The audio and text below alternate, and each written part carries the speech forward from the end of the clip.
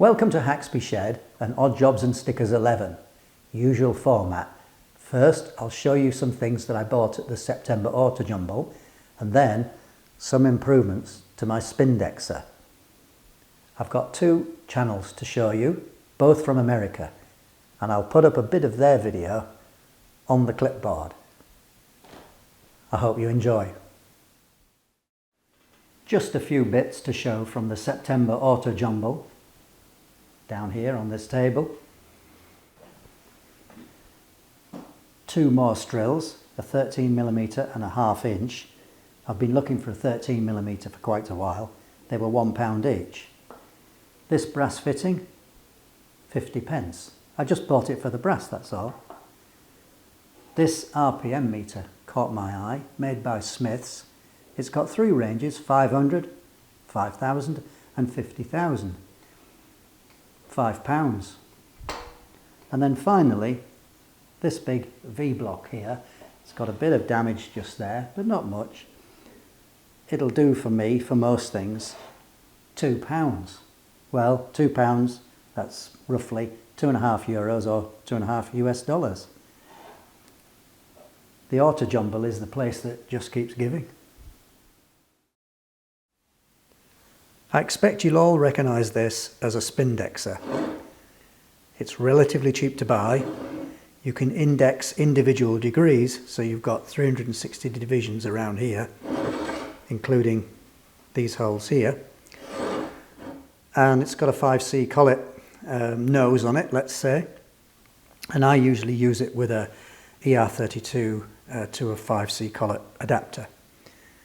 So, what's the problem with it? Well, looks all right, doesn't it? But what tends to happen is this ring becomes loose.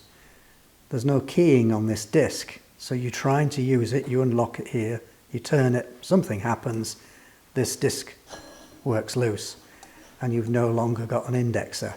So what I'm going to do is take this disc off, and I'm going to put a peg in here, drilling through this plate and into the back, and that will hold it solid. It can start from any position. Everything is rotationally symmetrical, so you know, any lock position is fine. So that's what we'll do. This ring has quite a fine thread, but it still seems to work loose. I don't have a C-spanner for it. I could knock it round with a pin punch or something, but I don't want to do that. So if I take this off here, I can show you.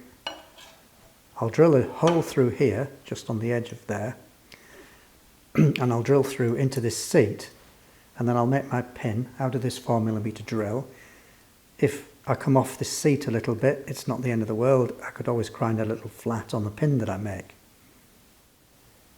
Bit of a fiddle to set this up, but you can see I've got the Spindexer on an angle plate on the table on my drill press, and I'm going to drill through with a 3.5mm drill and then use a 4mm reamer.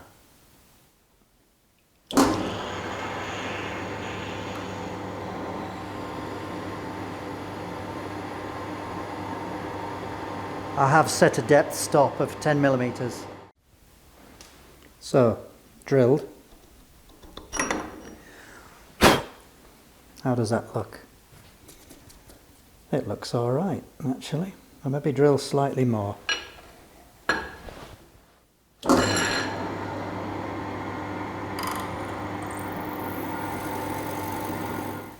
It's just broken through, look, but I think that's okay. Now we'll ream it. It'll be really good if this doesn't break the reamer.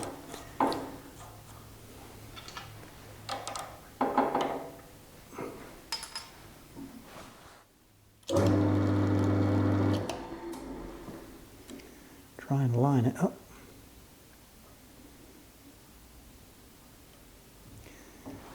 Put a shot of oil on it.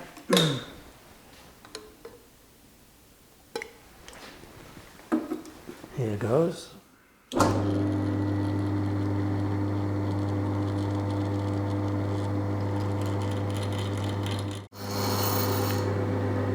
Now with clamps, take it steady.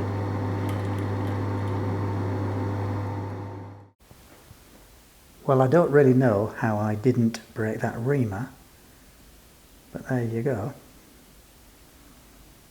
I just need to make this pin now.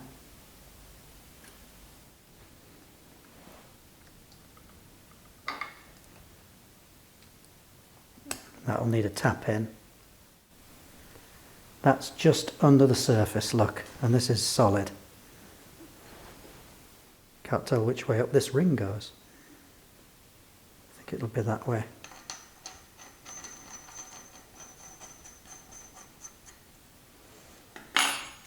Now the hole in here is 4mm. Just pop that drill in and try not to break it off. That'll do. Well, after a bit of final fitting and fiddling, because there always is, isn't there? The pin is in. It doesn't look any different, but we won't have that problem of this disc working loose now. So that's another little job done. The first channel up is Kimber Zelick. Now Kimber's in Ohio. He sent me a sticker. Somehow he got lost in the post. He's sending me another, but you know, we've got to work to deadlines here. So Kimber, what I've done is I've made a sticker for you, and when your sticker does arrive, I'll replace this. Let's have a look at his channel. Hey guys, Kimber Zelick here. You're looking at the backside of the apron on the Pratt & Whitney Model B 12x30 lathe. It's a rare sight.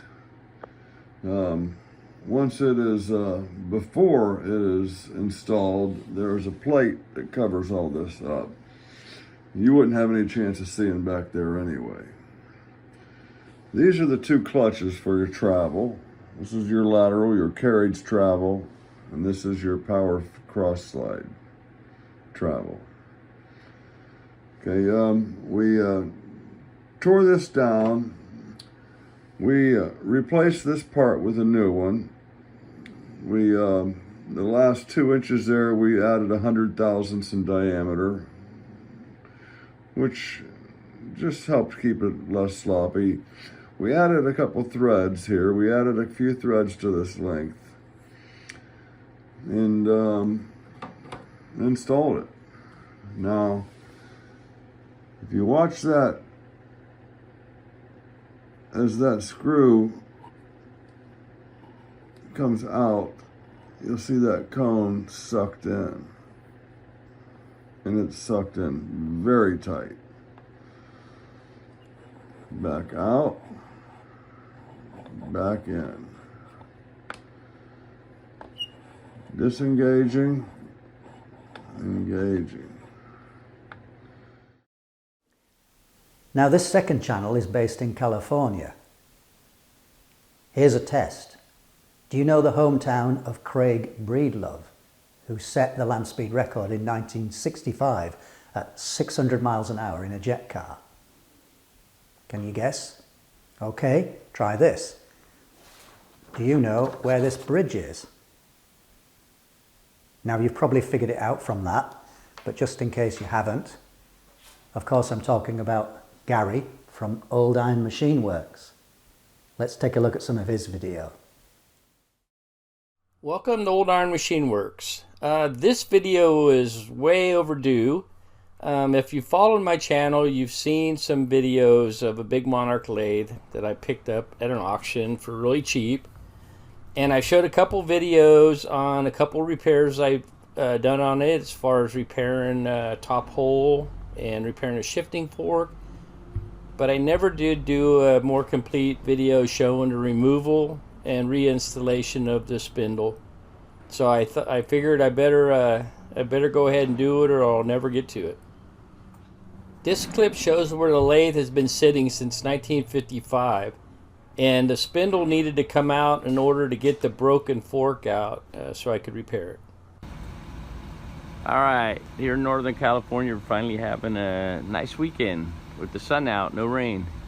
Time to work on the Monarch. This is a 1955 Monarch 16 by 78 with an 18.5-inch swing. over the bed. If you've seen one of my previous videos when I bought it, I got it real cheap at an auction. And the lathe actually looks in really nice shape, but the issue it had is on these Monarch short lever deals, these have a half a turn each one of them. It's either up or down, and you got the speed selector here that'll tell you up or down for every speed. Well, this lathe would only run in low range, it would not run in high range. And the culprit to that, once we got into it, is this is a shifting collar for the big bull gear for low range, shifts over here for high range. Apparently these forks break off. This came from a donor lathe my buddy bought that we tore it apart. You have to pull the spindle to get this out, and he pretty much offered all the parts that I needed.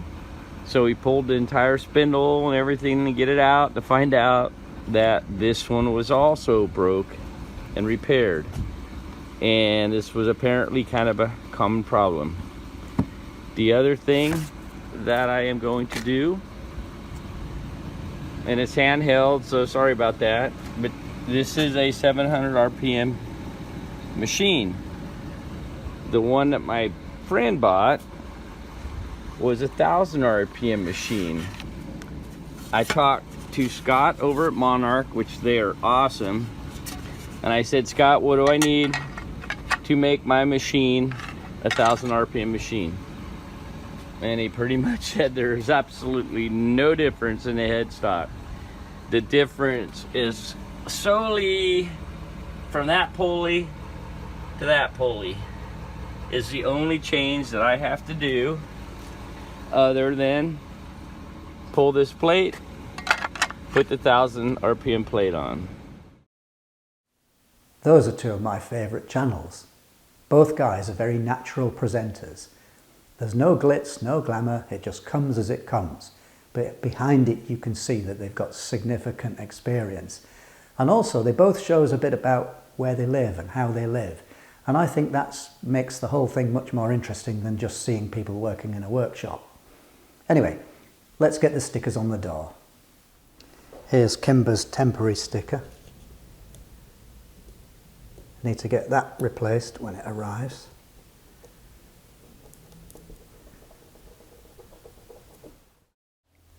If you'd like one of my stickers, send me an email to this address and I'll send you a sticker anywhere in the world, whether you've got a channel or not.